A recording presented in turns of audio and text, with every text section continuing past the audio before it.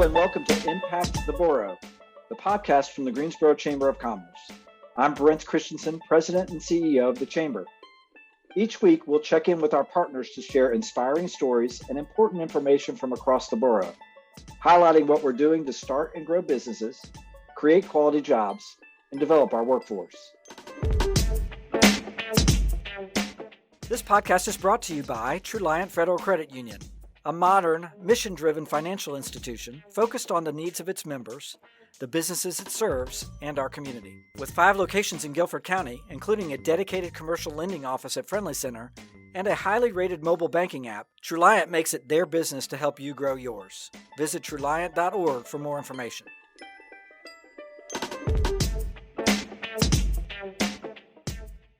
Hi, I'm Tracy Myers. I am the Executive Vice President of Member Engagement at the Greensboro Chamber of Commerce, and we are excited to talk to you today about leadership.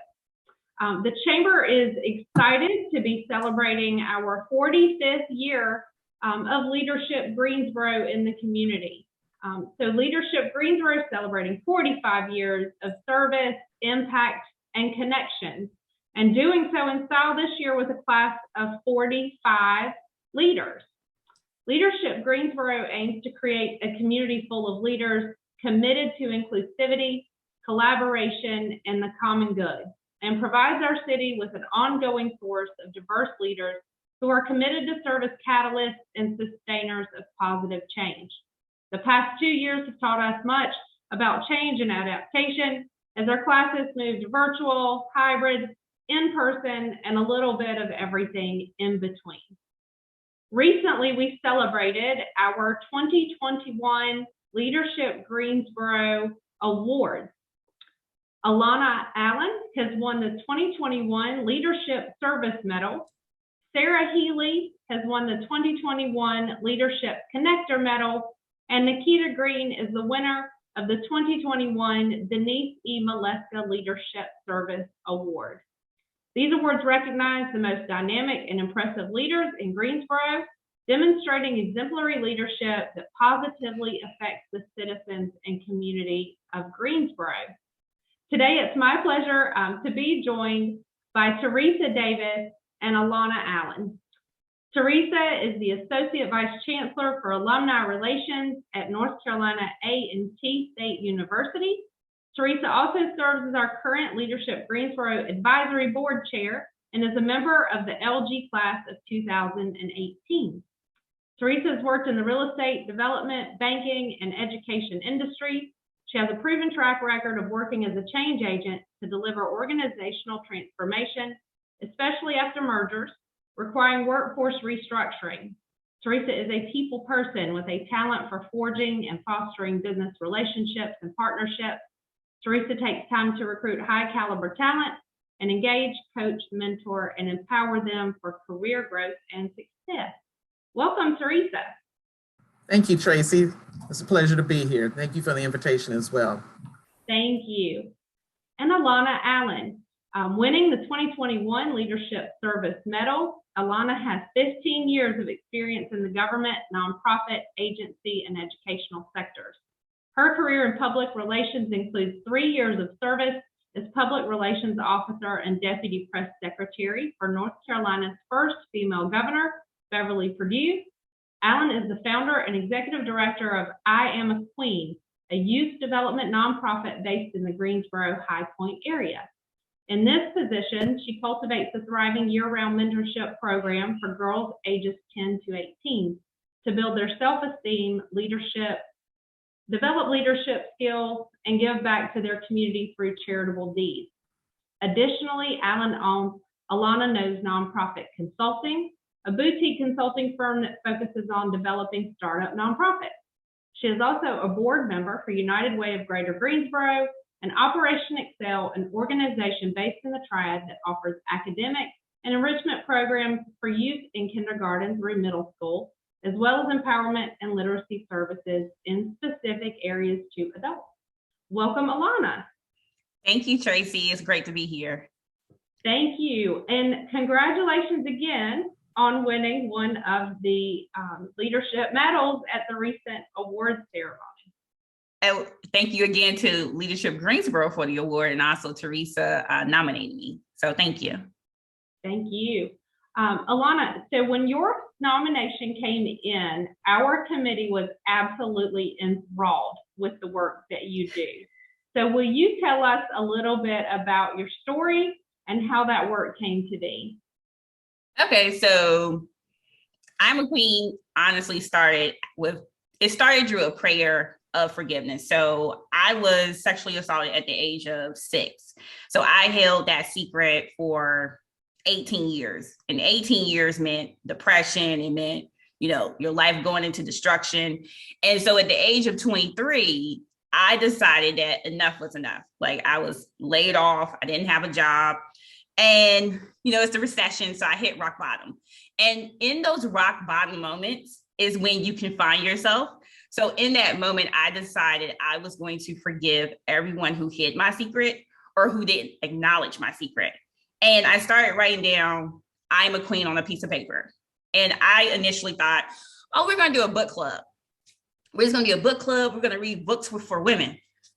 That didn't work. And honestly, for 2 years, I thought we were going to be a book club. And then finally, I just submitted to the call. And I started working in the community at the Windsor Recreation Center in Greensboro. We started off with our back to school event, Christmas adoption. And then the mentoring program started coming up when people started suggesting to me, hey, I think you should work with children. And I didn't really think that I would be a good fit for children because I didn't have kids. I didn't really work with kids. And people just kept suggesting you should work with children. So finally I said, you know what? I think the universe, I think the atmosphere is telling me you need to do this work. And I started working with girls. I started off with 5 kids, and they were all my cousins. They were all my cousins, and I was picking them up in Reedsville, my hometown, and we would do these sessions every month. And then eventually it just started growing. I started sharing my testimony of, overcoming this situation. And then some kids started saying me too. We started providing services to those kids, resources for those kids to be able to receive help. And then the mentoring program, it just evolved, and it evolved into a team conference. It evolved into girls, taking on leadership roles. And we currently have 48 members in the Queen Arise Leadership Program right now. And they are learning how to become leaders through a curriculum that was developed through the Center for Creative Leadership called Girls Leadership Edge. So the girls are currently going through that process. I'm a Queen is at capacity, but that's a good sign because during the pandemic, a lot of people were trying to figure out, what do I do with my kids?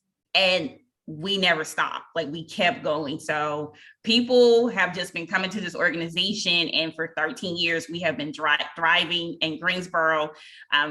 For back to school, we help between 700 and 800 children every year.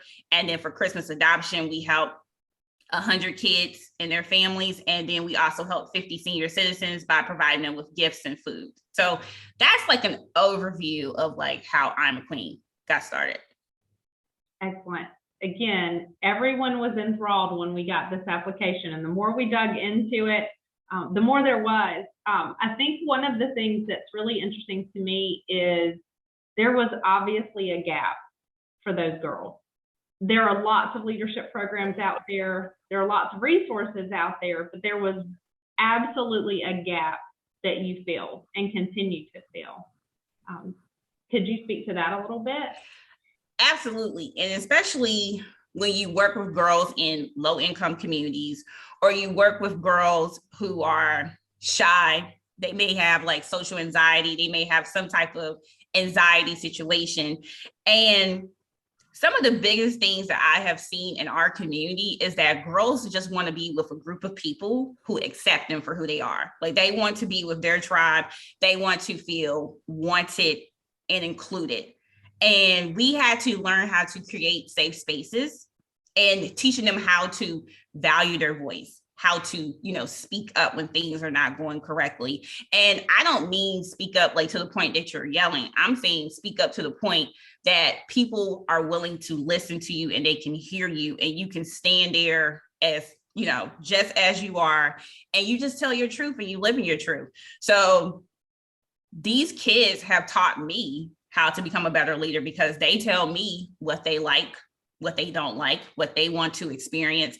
And a lot of times they're the ones they're shaping our team conference. They're shaping the experience. So it's fascinating to see them, come out of their shells, and to see them wearing the I'm a Queen t-shirt, and, they get to earn it. And they also earn a photo shoot. And when they present themselves to the community, people are so like, oh my God, you're an I'm a Queen. And they have so much pride behind it. But that took years to develop that. Like, it took years. And right now we currently have like 5 college students who have already graduated. They have gone through I'm a Queen, went to college, and now they're coming back to, instill leadership back into the girls and share experiences. So it's a rewarding experience to be in I'm a Queen. Excellent. Teresa, so you wrote that nomination that we read that just absolutely spoke to the work that Alana's doing. Can you tell us a little bit about why you felt she was a good fit for the Leadership Medal?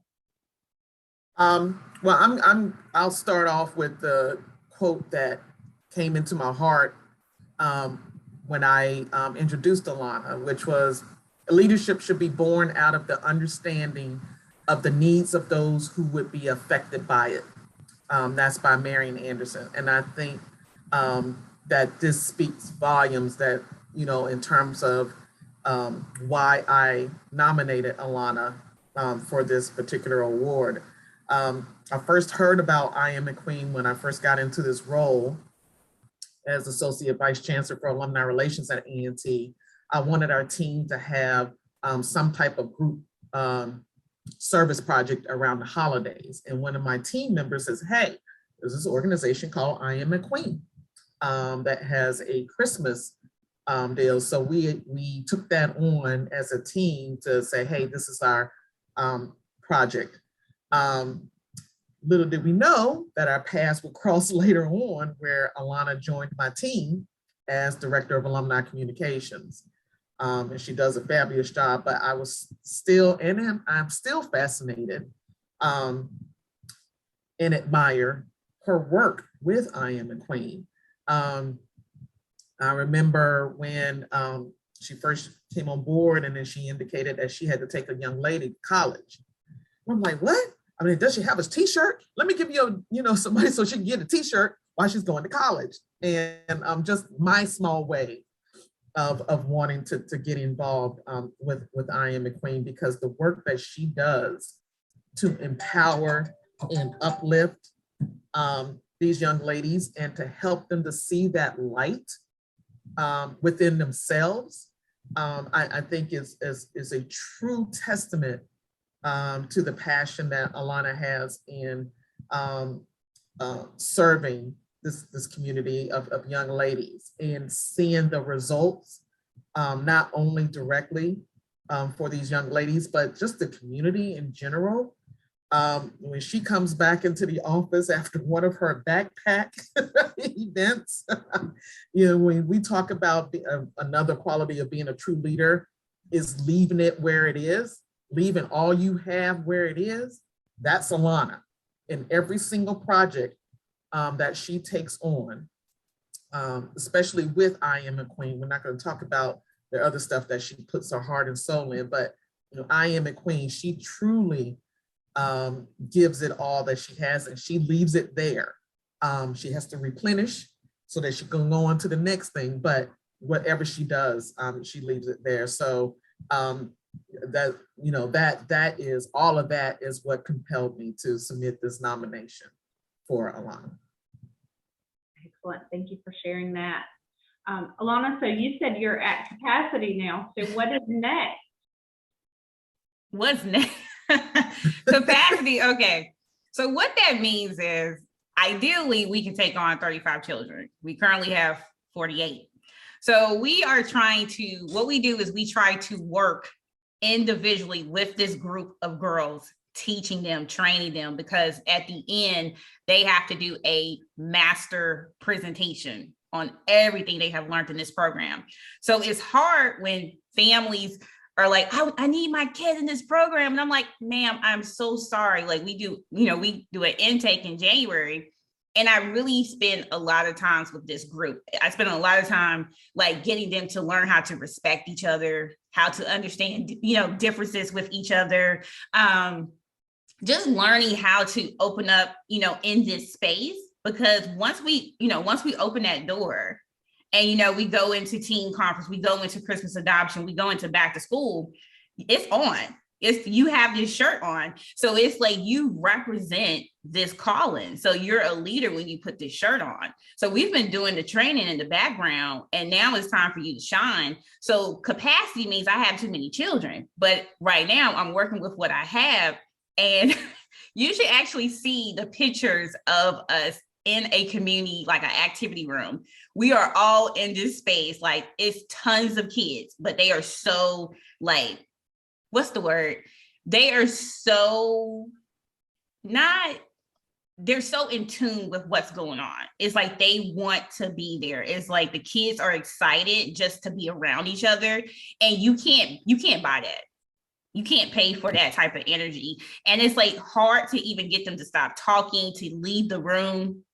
And then they're telling their parents, this is what I did today. And I mean, it's the simplest things, like drawing pictures on a wall. And they think it's the coolest thing. And I'm like, okay, but just really seeing them be excited. That's what makes me happy. And so, if I'm at capacity, then I'm at capacity. So that's a story that we're going to continue and, work with these children until, the next group can come in. Right. Do you have girls who are in the program who kind of have a vision to do something similar and to carry that forward? I know you said you have some that are in college now that are really stepping into that mentorship role. And so you're starting to see that full circle? Starting to see it full circle, but I'm actually seeing it at the age of 10. So what that means is we serve 10 through 18.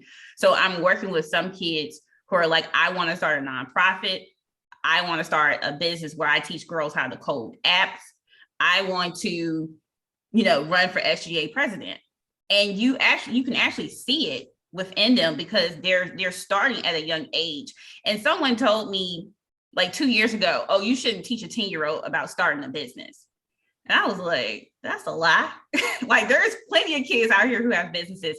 So we have been really just, supportive of like their dreams of, being entrepreneurs or, going out here and just leading groups. And we have an initiative in the fall called Girl Boss.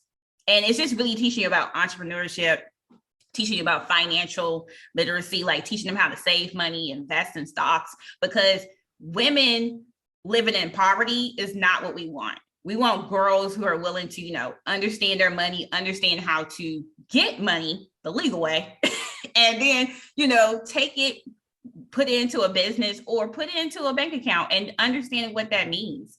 So we're really doing a lot of work around breaking that poverty mindset. And when you see it at the age of 10, it's like, you're doing the right thing. That these are the results that you want to see at the end, especially when you're talking to your funders and they're saying, hey, what's the outcome? We want to see girls in leadership roles. We want to see girls, breaking the generational curses of poverty. So those are the things that we're doing in this program. Excellent. Teresa, I know that you do a lot of work around talent and around really building teams. And so could you talk a little bit too about the importance of these leadership roles and starting earlier in that cycle? Because I know I'm a first generation college student coming out of Eden, so coming out of right next door in Reedsville, and the first bank account I ever got was when I got to college, and that was a little late, right? Absolutely. So using this opportunity, and I think that over the course of time, as in society and over the years, we've taken lessons with each generation, right? And so I think that at this time, and what Alana is doing with her foundation is instilling, it is starting earlier. It's like each generation, it says we need to start earlier and earlier. And this is an opportune time to do so with the young ladies that she reaches out to, because just as in our work here in Alumni Relations, we're part of the overall University Advancement Division, which is essentially the fundraising group, if you will, for the university. And one of the things that is at the core of our strategy is building a cycle end to end in terms of loyalty and support of the university. And that starts when the students step foot on campus. Right. We start instilling that mindset of philanthropy in support of the institution. So when you take that out of the institution realm and start just in society, just in general, we're better to do it than starting with the young people. 6, 7 years old, their Lego sets are for, an entrepreneur, hey, I'm going to start my new space center with my Legos or something like that. So I think any opportunity that you can use or leverage to just start instilling. We're not saying, okay, give them a PhD curriculum when they're 7 years old on entrepreneurship. It's the little things, the lemonade stands, collecting cans, to recycle or whatnot. It's just a matter of creating that mindset at an early age. And that mindset is going to be nurtured and cultivated throughout their lifetime. And if it's not something that is provided to them, then if that mindset starts at a younger age, then that's something that's going to drive them, to motivate them, to keep forward down that path and their respective journey. So yeah, the quality of leadership can start at any time. Yeah, we know, but why not when they're 6, 7, 8, 9 years old? There's power in that, if anything, in developing that mindset of being a good corporate, good global citizen, if you will, and contributions to society in whatever shape, form, or fashion that takes. But there's a great opportunity in starting that at a young age. Great. What else would you ladies like to make sure we include? If any woman that's in Greensboro or High Point is interested in becoming a mentor and they're serving in a leadership role, to definitely reach out to this organization, I'm a Queen, because the girls have many aspirations. Like, they want to be doctors, they want to go into real estate, interior design. We have some girls who want to be chefs. So it's like, I am now currently looking for all of these professions, even a wrestler, a female wrestler. Yes. So if anyone wants to inquire about how can you connect with this organization, please reach out to us at imaqueen.org, because we are going to transition from them learning about leadership to next meeting leaders and creating that one-on-one mentoring bond with these kids. And I would say, I know there are many opportunities where we can utilize our time, talent, and treasure. And, I think that, I know, and I encourage everyone to get involved with organizations such as I Am a Queen, because especially with leaders like Alana, and getting that energy from a leader like her, I think it can create so much more opportunity, and for those folks that will be impacted by it. So that's my 2 cents worth in terms of not only encouraging everyone to get involved with the community, but also to get involved with organizations with strong leaders such as Alana. Thank you. And thank you both. Again, Teresa, thank you for the nomination.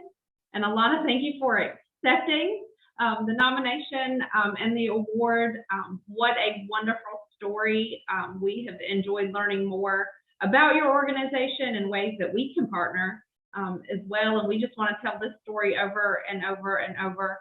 If folks are interested in learning more about Leadership Greensboro, you can do that at the Chamber's website at greensboro.org. The class of 2023 application process will open this summer. So we will be looking for 45 leaders to emerge through that 9-month program. So we're always excited about meeting more folks that way and getting engaged. Again, thank you both. It has been absolutely wonderful to talk to you today, and we'll be in touch soon. Thank you. Thank you.